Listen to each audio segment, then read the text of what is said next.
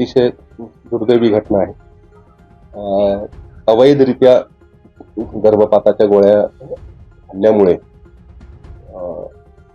अति जास्त रक्तस्राव होतो, सेप्टिक शॉक ज्याला आपण तंतू संसर्ग होतो आणि या दोन कारणामुळे जनरली मृत्यू होतो. सर आपण सरकारने कायदा काढलेला आहे गोळ्याची रोकथाम करण्यासाठी.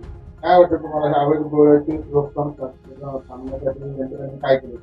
खरं तर भारत सरकारने भारतामध्ये 50 वर्षापासून गर्भपाताचा कायदा आहे आणि हा गर्भपाताचा कायदा हा सुरक्षित गर्भपात व्हावा यासाठी बनलेला आहे.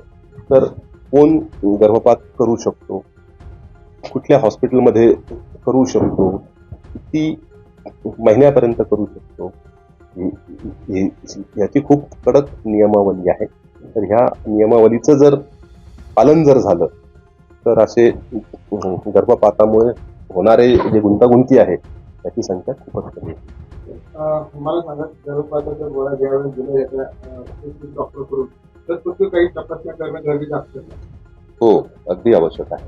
कारण गर्भपात गोळ्यांनी जो गर्भपात आहे हा साधारणतः 7 ते 9 आठवड्यापर्यंतच सुरक्षित असतो. त्याच्यापेक्षा जास्त आठवडे असतील तर हा गर्भपात सुरक्षित नसतो. म्हणून गव्हर्नमेंट ऑफ इंडिया आणि WHO यांनी सुद्धा 7 ते 9 आठवड्यापर्यंतच गर्भपात गोळ्यांनी करता यावा यासाठी मान्यता दिलेली आहे. तर सदर गर्भ किती आठवड्याचा आहे, तो गर्भाशयात आहे की गर्भाशयाच्या बाहेर आहे, ज्याला मी इक्टोपिक प्रेग्नन्सी म्हणतो, हे कन्फर्म होण्यासाठी सोनोग्राफी करणं योग्य आहे. त्याच्यासोबतच त्या मातेची हिमोग्लोबिनची सुद्धा तपासणी व्हावी. कारण की होणारा रक्तस्राव आणि जर अगोदरच जर हिमोग्लोबिन खूपच कमी असेल तर ती मुलगी सिरियस होऊ शकते. म्हणून हिमोग्लोबिन, रक्तगट आणि सोनोग्राफी या 3 तपासण्या महत्वाच्या आहेत. तर मला सांगा की हे ज्या गर्भपाताच्या गोळ्या असतात सहजासहजी ते तिथून डॉक्टरलाच ते अलाउड आहे असं तिथून बोललं जातं. मात्र मार्केटमध्ये सर्वचपणे त्या गोळ्या विकल्या जातात आणि त्यामध्ये त्याचा गैरवापर होतो. यावर कोणतरी आलं पाहिजे, त्यासाठी काय केलं? बरोबर की सगळ्यात म्हणजे या गोष्टीवरती जर कंट्रोल करता आला तर अशा घटना आपल्याला टाळता येऊ शकतात. आत्ताच मी बोलल्यानुसार गर्भपाताच्या कायद्यान्वये कोण गर्भपाताच्या गोळ्या देऊ शकतं हे डिफाईन आहे. कोणते डॉक्टर देऊ शकतात हे सुद्धा डिफाईन आहे. त्यांच्या व्यतिरिक्त कुणीही देत असेल, अगदी तो घरचा व्यक्ती जरी असेल तरी सुद्धा ते बेकायदेशीर आहे. ज्या गोळ्या मेडिकलवर उपलब्ध असतात तिथे काही नोंद वगैरे असते का सर? ज्या तिथून गोळ्या आणतात काही नोंद असते का? प्रकार दिला जातो असं काय आहे? नोंद व्हायलाच पाहिजे आणि या अशा नोंदींची रेग्युलरली तपासणी सरकारी यंत्रणेकडनं व्हायला पाहिजे. म्हणजे मग अशा गोष्टींची आळा बसेल. कारण की योग्य प्रिस्क्रिप्शन सोबत म्हणजे गायनेकॉलॉजिस्टच्या किंवा ज्या डॉक्टरांना असा गर्भपात करण्याची परवानगी आहे त्यांच्याच प्रिस्क्रिप्शनच्या नुसारच फक्त त्या गोळ्या केमिस्टने द्याव्या.